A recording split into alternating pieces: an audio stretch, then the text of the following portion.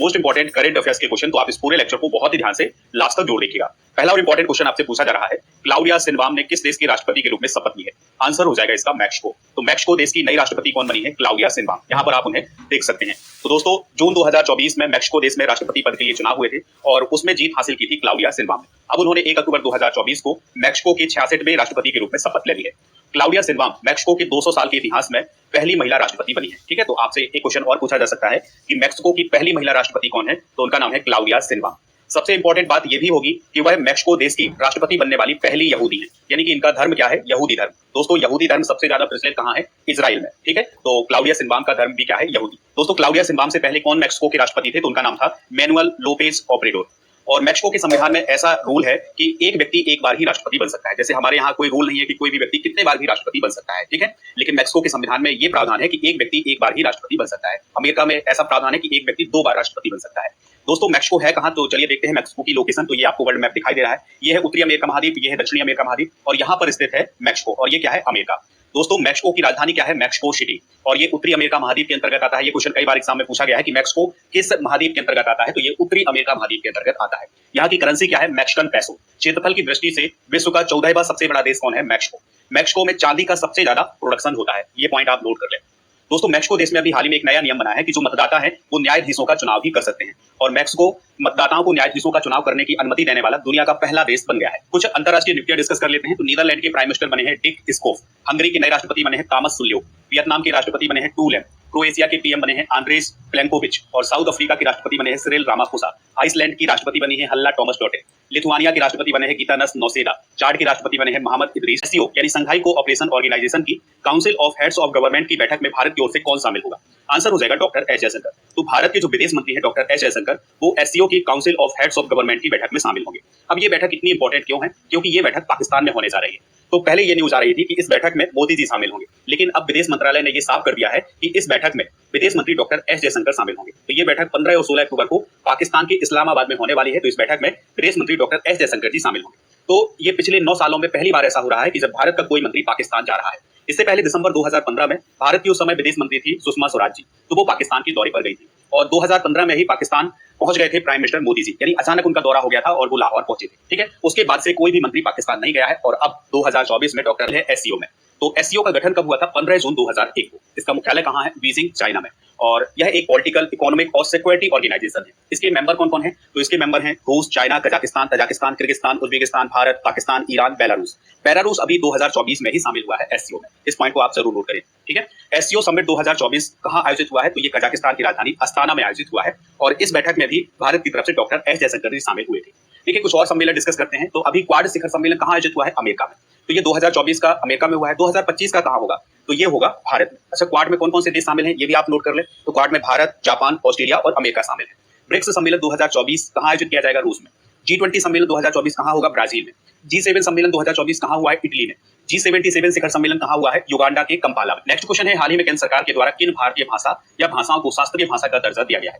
Answer हो जाएगा इसका उपरोक्त सभी, यानी कि अभी हाल ही में केंद्र सरकार के द्वारा 5 भाषाओं को शास्त्रीय भाषा का दर्जा दिया गया है। ये भाषाएं कौन कौन सी हैं? मराठी, पाली, प्राकृत, असमिया और बंगाली। तो इन 5 भाषाओं को शास्त्रीय भाषा का दर्जा दिया गया है। इस प्रकार से भारत में शास्त्रीय भाषाओं की कुल संख्या 11 हो गई है।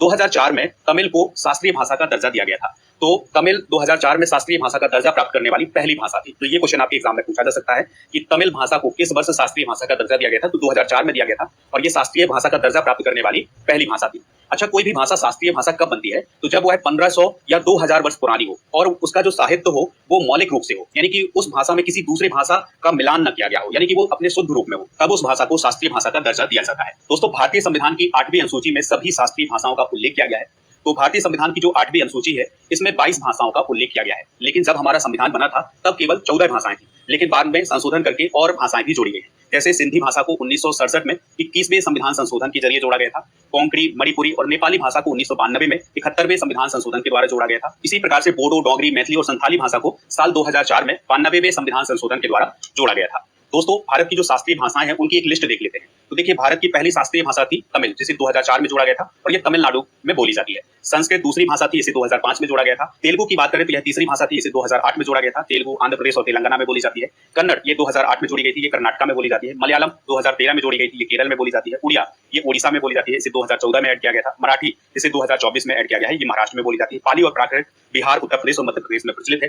बंगाली की बात करें तो ये पश्चिम बंगाल में, और असमिया की बात करें तो ये असम राज्य में काफी प्रचलित है। अगला क्वेश्चन है, भारत का पहला सुपर कैपेसिटर संयंत्र किस राज्य में स्थापित किया गया है? आंसर हो जाएगा केरल में। तो केरल के कन्नूर के कल्यासेरी में यह संयंत्र स्थापित किया गया है। तो यहाँ पर सुपर कैपेसिटर मैन्युफैक्चर किए जाएंगे और इस संयंत्र का उद्घाटन किसने किया है? केरल के चीफ मिनिस्टर पिनाराई विजयन ने। दोस्तों अब सवाल आता है कि सुपर कैपेसिटर क्या है? तो सुपर कैपेसिटर एक इलेक्ट्रॉनिक उपकरण है। जिस प्रकार से बैटरी होती है उसी प्रकार से ये सुपर कैपेसिटर होता है। ठीक है, इसे अल्ट्रा कैपेसिटर या डबल लेयर कैपेसिटर के नाम से जाना जाता है, लेकिन इसकी क्षमता बैटरी से अधिक होती है। इस पॉइंट को आप याद रख लें। तो अब केरल के कन्नूर में ये संयंत्र स्थापित किया गया है, तो यहाँ पर अब सुपर कैपेसिटर बनाए जाएंगे। देखिए प्रथम घटना की बात हुई है, तो चलिए कुछ प्रथम घटना डिस्कस करते हैं। तो 10 वर्षों के लिए सड़क सुविधा के लिए कार्य योजना अपनाने वाला पहला राज्य कौन बना है?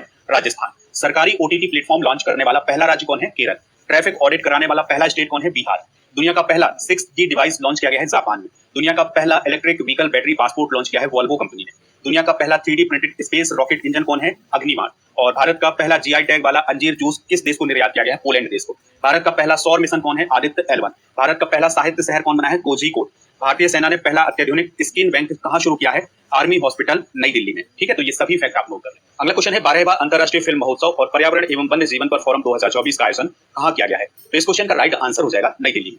अब इसको आप बहुत ही ध्यान से समझिएगा। तो देखिए ये जो महोत्सव आयोजित किया जा रहा है या ये जो फोरम आयोजित किया जा रहा है, इसमें क्या होगा कि इसमें पर्यावरण से संबंधित जो फिल्में हैं वो दिखाई जाएंगी। इसके अलावा पर्यावरण को बचाने और वन्य जीवन को बचाने के लिए चर्चाएं भी की जाएंगी। तो ये जो आयोजन है ये 3 अक्टूबर 2024 को नई दिल्ली में शुरू हुआ है। इस पूरे आयोजन को CMS वातावरण के नाम से भी जाना जाता है और यह आयोजन हर 2 साल में आयोजित किया जाता है। तो यह एशिया का सबसे बड़ा ग्रीन फिल्म फेस्टिवल माना जाता है। 2024 में इसका आयोजन 3 से 5 अक्टूबर 2024 तक किया जाएगा। इसमें पर्यावरण से संबंधित जो मुद्दे हैं उनके बारे में जागरूकता बढ़ाई जाएगी। ठीक है, यहाँ पर एक महोत्सव की बात हुई है, तो चलिए कुछ इंपॉर्टेंट महोत्सव डिस्कस कर लेते हैं, उनको रिवाइज कर लेते हैं क्योंकि ये एग्जाम में पूछे जाते हैं। केरल में परिपली गज मेला आयोजित किया जाता है। केरल में ही विशु महोत्सव आयोजित किया जाता है जो कि मलयालम नया साल होता है। अरुणाचल प्रदेश में तवांग उत्सव मनाया जाता है। उत्तराखंड में फूल देई मनाया जाता है और ओडिशा में धनु यात्रा का आयोजन होता है। ओडिशा में ही नुआखाई त्योहार आयोजित किया जाता है। असम में अंबुबाची मेला और गुजरात में उत्तरायण का आयोजन होता है। जम्मू कश्मीर में खीर भवानी मेला और तमिलनाडु में पोंगल और पुथांडु का आयोजन किया जाता है। अगला क्वेश्चन है, 25वां लाल बहादुर शास्त्री राष्ट्रीय उत्कृष्टता पुरस्कार 2024 किसे प्रदान किया गया है? तो यह राजश्री बिरला जी को प्रदान किया गया है। और ये पुरस्कार किसने प्रदान किया है? तो हमारे देश के जो उपराष्ट्रपति जी हैं जगदीप धनखड़ जी, उनके द्वारा ये पुरस्कार राजश्री बिरला को प्रदान किया गया है। ये पुरस्कार किस संस्थान के द्वारा दिया जाता है? तो लाल बहादुर शास्त्री प्रबंधन संस्थान के द्वारा प्रदान किया जाता है। यहाँ पर आप ये पिक्चर देखिएगा, ये है जगदीप धनखड़ जी, ये है राजश्री बिरला जी और ये हैं लाल बहादुर शास्त्री के बेटे अनिल शास्त्री जी। तो इन सबकी उपस्थिति में ये पुरस्कार प्रदान किया गया है। यह पुरस्कार भारत या विदेश में रहने वाले भारतीयों को प्रदान किया जाता है। अगला क्वेश्चन है, किस राज्य की बोडो संस्कृति के पारंपरिक चावल से बनी बियर और खाद्य पदार्थों को GI टैग मिला है? आंसर हो जाएगा असम। तो असम राज्य में एक प्रसिद्ध जनजाति पाई जाती है जिसका नाम है बोडो जनजाति।